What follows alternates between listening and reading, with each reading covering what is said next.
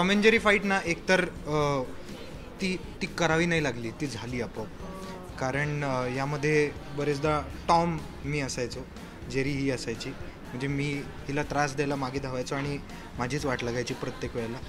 असं बरेचदा घडलं आहे, त्यामुळे मी टॉम असायचो.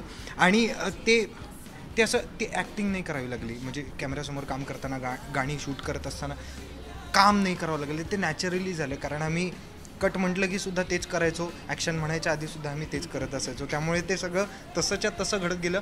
दुसरी गोष्ट एक फारच म्हणजे या गाण्याचं शूटिंग करताना आम्ही सोफायस कॉलेजमध्ये शूट करत होतो मुंबईतल्या, आणि ते गर्ल्स कॉलेज आहे. त्यामुळे आम्ही सगळी पोरं ऑफिशियली गर्ल्स कॉलेजमध्ये जाऊन आम्ही शूट करत होतो. फक्त तेव्हा कॉलेज बंद होतं, ही गोष्ट वेगळी, इट्स ओके. पण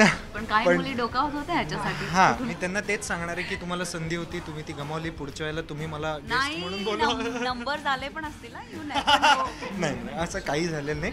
पण सोफायज आता माझं कॉलेज जसं माझ्या मनात आहे, म्हणजे ते कायम आठवणीत राहणार आहे, तसं सोफायज कॉलेजसुद्धा क्लासमेट्समुळे माझ्या लक्षात राहणार आहे आयुष्यभर.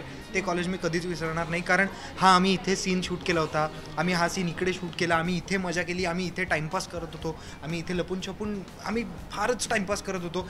तर ह्या सगळ्या आठवणी त्या आता जरी आम्ही त्या कॉलेजमध्ये परत कधी जाऊ शकतो की नाही माहिती नाही, पण शूटिंगसाठी गेलो तर जाऊ कदाचित, पण त्या आठवणी कायम लक्षात राहतील आमच्या.